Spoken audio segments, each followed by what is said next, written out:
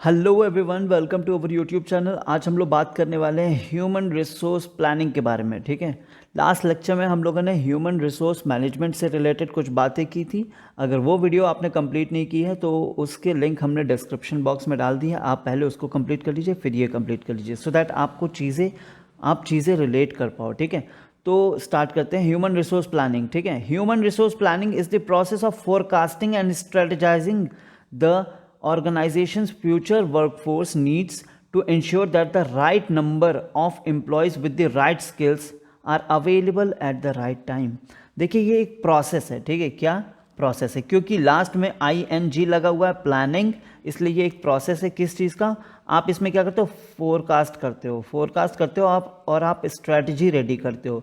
ठीक है, किस चीज़ के लिए? आप देखते हो कि फ्यूचर में कितने वर्कफोर्स की आपको रिक्वायरमेंट है, मतलब फ्यूचर में कितने आपकी जॉब खाली होने वाली है, जहाँ पर आपको क्या करना है? लोगों को एम्प्लॉय करना है आपके पास। ठीक है, to ensure that the right number of employees with right skills are available at the right time. ठीक है, आपको देखना है कि फ्यूचर में कितने लोग आपके पास जॉब, मतलब कितनी प्रोफाइल आपके पास खाली होने वाली है, और उन प्रोफाइल्स के लिए सही एम्प्लॉयज़ को हायर करना ही आपका ह्यूमन रिसोर्स प्लानिंग है। ठीक है, it involves analysing current human resources. अभी आपको इसमें क्या है, पहले आपको क्या करना पड़ेगा? अभी जो करंट में ह्यूमन रिसोर्सेज आपके पास अवेलेबल है उसको एनालाइज करेंगे आप। प्रेडिक्टिंग द फ्यूचर रिक्वायरमेंट्स, आपको देखना पड़ेगा कि फ्यूचर में कितनी रिक्वायरमेंट हो सकती है। And developing action plans to bridge the gap between supply and demand. आपको क्या करना पड़ेगा? अभी कितने अवेलेबल है वर्सेस फ्यूचर में आपको कितने चाहिए होंगे, और इन दोनों का जो डिफरेंस होगा वही होगा आपका मैन पावर गैप, यानी कि यहाँ पर जो बात की जा रही है, मतलब कितनी सप्लाई है और कितनी डिमांड होने वाली है। ठीक है, जब इन दोनों में आप डिफ्रेंशिएट करोगे तो आपको मिल जाएगा कि मैन पावर का कितना गैप है, और इस मैन पावर को आप कैसे मीट करोगे, इस रिक्वायरमेंट को। यही है आपका ह्यूमन रिसोर्स प्लानिंग। ठीक है, अब इसके कुछ स्टेप्स है जो हमारे लिए बहुत ही ज़्यादा इंपॉर्टेंट हो जाएंगे। ठीक है, तो पहला स्टेप है क्या? एनालाइजिंग द ऑर्गेनाइजेशन गोल। इसमें क्या करना है? सबसे पहले आपको देखना पड़ेगा कि business objective, understanding the business objective and how HR can support them. सबसे पहले आपको देखना पड़ेगा कि बिजनेस का ऑब्जेक्टिव क्या है और ह्यूमन रिसोर्स मैनेजर, ठीक है, ह्यूमन रिसोर्स कैसे उसको सपोर्ट कर सकते हैं। फिर नेक्स्ट है एसेसिंग द करंट वर्कफोर्स, मतलब अभी करंट में आपके ऑर्गेनाइजेशन में कितने लोग अभी करंटली एम्प्लॉय हैं। ठीक है, evaluating the number and skills of existing employee, कितने एग्जिस्टिंग एम्प्लॉयज़ आपके वर्कफोर्स में है, मतलब आपके ऑर्गेनाइजेशन में है। ठीक है, forecasting the HR needs, human resource की रिक्वायरमेंट क्या है फ्यूचर। अभी जैसे मान लीजिए 100 एम्प्लॉयज़ आपके करंट में हैं, ठीक है, और आपको फ्यूचर में रिक्वायरमेंट हो जाएगी टोटल इन टोटल अगर देखें तो 150। तो अभी आपके पास जो गैप है वो कितने का है? 50 का है। तो ये 50 की रिक्वायरमेंट आप कैसे फुलफिल करोगे, यही है आपका ह्यूमन रिसोर्स प्लानिंग। तो इसमें क्या करा जा रहा है? इसमें बस देखा जा रहा है कि क्या नाम है, फ्यूचर में कितने आपको रिक्वायरमेंट होगी। ठीक है, फिर उसके बाद नेक्स्ट पॉइंट है आपका गैप एनालिसिस। अब गैप एनालिसिस आप कैसे करोगे? आप डिफ्रेंशिएट करोगे। कैसे? करंट कितने हैं उसमें से आपको देखना पड़ेगा कि अवेलेबल, मतलब आपने जो फोरकास्ट किया है, फोरकास्ट करने पर कितने की डिमांड आ रही है। ठीक है, तो सप्लाई और डिमांड में जो डिफरेंस रहेगा वही आपका गैप होगा। ठीक, अब गैप आपने देख लिया, मतलब यहां पर एक बार पढ़ लेते हैं हम लोग। Identifying the gap between current HR availability, मतलब करंट में जितने ह्यूमन रिसोर्सेज अवेलेबल हैं प्लस फ्यूचर नीड्स, फ्यूचर में कितनों की रिक्वायरमेंट है। ठीक है, नेक्स्ट पॉइंट है आपका action plan. Developing strategies like recruitment, training और promotions to bridge the gap. अब देखिए, जो 50 का, ठीक है, रिक्वायरमेंट था, 50 लोगों का जो रिक्वायरमेंट था, ये फुलफिल करने के लिए आपको क्या क्या करना पड़ेगा? रिक्रूटमेंट करना पड़ेगा, सिलेक्शन करना पड़ेगा, ट्रेनिंग करना पड़ेगा, ट्रेनिंग मतलब प्रोवाइड करना पड़ेगा जो एग्जिस्टिंग है उनको, या फिर जो एग्जिस्टिंग वन है उनको आगे प्रमोट करना पड़ेगा, या फिर ट्रांसफर्स वगैरह करना पड़ेगा। ठीक है, सो दैट आप वो जो गैप है उसको फुलफिल कर सको। और लास्ट पॉइंट है मॉनिटरिंग एंड इवेल्युएशन, मतलब अब आपने जैसे लोगों को उस वैकेंट जॉब पर प्लेस तो कर दिया, अब आपको ये भी देखना पड़ेगा कि वो अपना काम सही से कर रहे हैं कि नहीं, सो दैट ऑर्गेनाइजेशन अपनी रिक्वायरमेंट यानी कि अपने गोल्स को अच्छे से अचीव कर सके। Continuously reviewing the plan to ensure meets organisational needs, ठीक है, ऑर्गेनाइजेशन की जो भी नीड्स या रिक्वायरमेंट है वो ऑर्गेनाइजेशन मीट कर सके और आपका लिया हुआ जो फैसला है वो गलत ना हो, ये आपको इंश्योर करते रहना होगा, ठीक है। तो यहाँ पर ये आपके स्टेप्स थे। पहला था एनालाइजिंग ऑर्गेनाइजेशनल गोल, ऑर्गेनाइजेशन का गोल क्या है।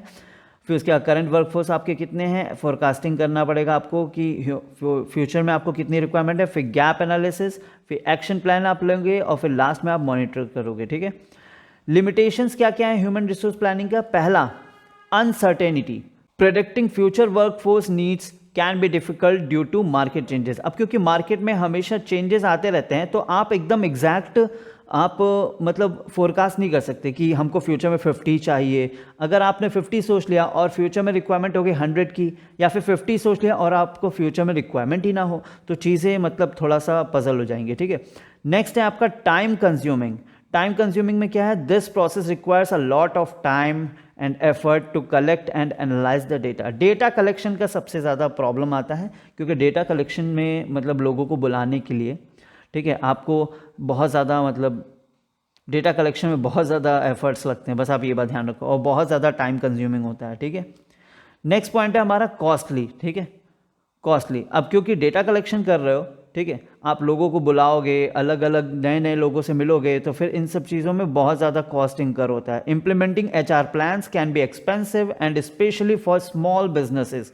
जो छोटे छोटे बिजनेस होते हैं उनके लिए तो ह्यूमन रिसोर्स प्लानिंग बहुत ज़्यादा एक्सपेंसिव पड़ सकता है, ठीक है। रेजिस्टेंस टू चेंज, एम्प्लॉयज़ और मैनेजमेंट में resist to changes by suggested by HR plan. अब मान लीजिए HR द्वारा ये जो ह्यूमन रिसोर्स मैनेजर होता है, अगर उसने जो प्लान बनाया है उसको, उस प्लान को कई बार ऐसा होता है कि जो एग्जिस्टिंग एम्प्लॉयज़ होते हैं वो उन प्लान्स को फॉलो नहीं करते हैं, वो उन प्लान्स को मतलब सपोर्ट नहीं करते हैं, ठीक है। ये भी आपके लिए एक लिमिटेशन है, ठीक है। Inaccuracy, inaccurate forecasting can lead to over staffing and under staffing. वही बात है अभी जैसे हमने बताई थी, आपके फोरकास्टिंग के अकॉर्डिंग आपको 100 की रिक्वायरमेंट थी, ठीक है, और लेकिन जो फ्यूचर में मतलब जो अब आपकी रिक्वायरमेंट हो रही है वो है अराउंड आपके 50। तो यहाँ पर क्या सीन हो गया, आपने 50 को ओवर स्टाफ कर लिया, ठीक। या फिर आपको रिक्वायरमेंट थी 100 की और लेकिन आपको रिक्वायरमेंट हो जा रही है अब 150 की, तो यहाँ पर अंडर स्टाफिंग कर लिया, 50 कम हो जा रहा है, ठीक है। तो इनएक्यूरेट वाला सीन होता है क्योंकि फोरकास्ट आप एग्जैक्ट कर नहीं सकते, ठीक है। और उसके बाद फिर अब हम लोगों को देखना है कैरेक्टरिस्टिक्स। ह्यूमन रिसोर्स प्लानिंग में मेनली आपको यही 3 चीज़ें देखनी है। तो कैरेक्टरिस्टिक्स क्या क्या है, फ्यूचर ओरिएंटेड, ठीक है। ह्यूमन रिसोर्स प्लानिंग, क्योंकि प्लानिंग हम लोग कर रहे हैं ना, प्लानिंग कभी हम लोग पास्ट के लिए नहीं करते, हमेशा फ्यूचर के लिए करते हैं। Human resource planning focuses on predicting future workforce needs based on organizational goals and strategies। Human resource planning हमेशा फोकस करता है कि फ्यूचर को हम लोग कैसे प्रेडिक्ट करके कितनी वर्कफोर्स की रिक्वायरमेंट है उसको जज करना, ठीक है, और उसके बाद करंट वर्कफोर्स के साथ कंपेयर करके गैप निकालना, ठीक है। इसलिए ये इसको बोला जाता है क्या, ये फ्यूचर ओरिएंटेड है। फिर उसके बाद continuous process, it is not a one time activity. ये तो आपको पता ही है कि ये कंटिन्यूअस प्रोसेस है, ये चलता रहेगा, ये एक बार मतलब ऐसा नहीं है कि एक बार ए से लेकर जेड तक गया और फिर रुक गया, ठीक है। Human resource planning requires regular updates and adjustments to adapt to changing circumstances. Human resource planning करने के लिए आपको रेगुलर अपडेट्स और रेगुलर जो एडजस्टमेंट्स है वो करते रहने पड़ेंगे, सो दैट आप जितने भी चेंजेस हो रहे हैं आपके एनवायरनमेंट में आप उन सभी सर्कमस्टांसेस को प्रॉपरली मीट कर सको, ठीक है। फिर उसके बाद है आपका goal oriented. Human resource planning ensures that the organization has the right employees to achieve its objectives efficiently। मान लीजिए आपने जिस भी ह्यूमन रिसोर्स को एम्प्लॉय किया है वो ऑर्गेनाइजेशन के गोल में प्रॉपरली अगर कंट्रीब्यूट नहीं कर रहा तो ये आपकी HRP सही नहीं है, ठीक है। तो आपको ये इंश्योर करना है कि ह्यूमन रिसोर्स प्लानिंग आप अच्छे से करो सो दैट आपके राइट एम्प्लॉयज़ आपके ऑर्गेनाइजेशन को ज्वाइन करें, सो दैट वो ऑर्गेनाइजेशन के ऑब्जेक्टिव को अचीव करने में आपकी हेल्प कर सके। Focus on demand and supply, ठीक है, वही बात है, अभी आपके ऑर्गेनाइजेशन में एग्जिस्टिंग वर्कफोर्स क्या है और प्लस फ्यूचर रिक्वायरमेंट्स क्या है, मतलब अभी सप्लाई कितनी है और फ्यूचर में डिमांड कितनी है। आपको क्या करना पड़ेगा, ये गैप फाइंड आउट करना पड़ेगा सो दैट आप सही डिसीजन ले सको और ओवर स्टाफिंग या फिर अंडर स्टाफिंग का प्रॉब्लम ना आए। Balancing workforce, it ensures that the organisation has neither too many employees not too few employees. वही चीज़ आ गया आपका अंडर स्टाफिंग और ओवर स्टाफिंग वाला प्रॉब्लम आपको ध्यान देना है कि इस टाइप की प्रॉब्लम ना हो, ठीक है। एम्प्लॉय डेवलपमेंट, एम्प्लॉय डेवलपमेंट में human resource planning identifies training and development needs to prepare employees for future roles.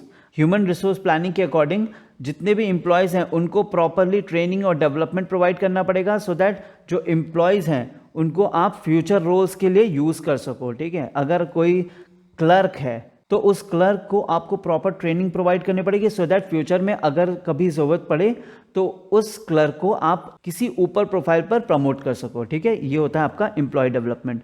फिर उसके बाद है integration with business plans. Integration with business plan यानी कि human resource planning aligns workforce planning with the organisation's overall strategic plans, ठीक है। ये जो ह्यूमन रिसोर्स प्लानिंग है आपको ये कुछ ऐसा मतलब इसको अलाइन करना पड़ेगा, मतलब वर्कफोर्स प्लानिंग को आपको ऐसा अलाइन करना पड़ेगा कि ऑर्गेनाइजेशन के ओवरऑल स्ट्रैटेजिक प्लान्स के साथ मीट हो सके, ठीक है। बहुत ज़्यादा अलग ना जाए, ये एक ही डायरेक्शन में दोनों चले, ठीक। और फिर लास्ट पॉइंट है हमारा अडेप्टेबल टू चेंज। वही चीज़ें हैं मार्केट में या फिर टेक्नोलॉजी में या फिर गवर्नमेंट के पॉलिसीज़ के अकॉर्डिंग ह्यूमन रिसोर्स प्लानिंग में भी चेंजेस इनकर करते रहना पड़ेगा, सो दैट आप आगे या पीछे ना हो, आप साथ चलें, ठीक है। एक बार पढ़ लेते हैं इसको। Human resource planning accounts for changes in technology, market trends and and government policies that impact the workforce needs, ठीक है। वर्कफोर्स की जो भी रिक्वायरमेंट है उसको प्रॉपरली मीट करने के लिए जितने भी चेंजेस आपके टेक्नोलॉजी में आ रहे हैं, जितने भी आपके मार्केट ट्रेंड्स में आ रहे हैं चेंजेस, मतलब गवर्नमेंट की जो पॉलिसीज़ में जो भी चेंजेस आ रहे हैं उसको भी अडेप्ट करना पड़ेगा, तब जाके आपका ह्यूमन रिसोर्स प्लानिंग आप अच्छे से कर सकते हो, ठीक है। तो अभी हम लोगों ने आज क्या क्या देख लिया। आज हम लोगों ने देखा है ह्यूमन रिसोर्स प्लानिंग का डेफिनेशन, उसके कुछ स्टेप्स जो कि बहुत ही ज़्यादा इंपॉर्टेंट है हमारे लिए, आपको ध्यान रखना पड़ेगा, उसके लिमिटेशंस और फिर उसके कैरेक्टरिस्टिक्स, ठीक है। आप सभी अपना ध्यान रखें, अच्छे से ये सारे नोट्स कंप्लीट कर लीजिए, ठीक है, और खूब सारा पानी पीजिए। Thank you so much.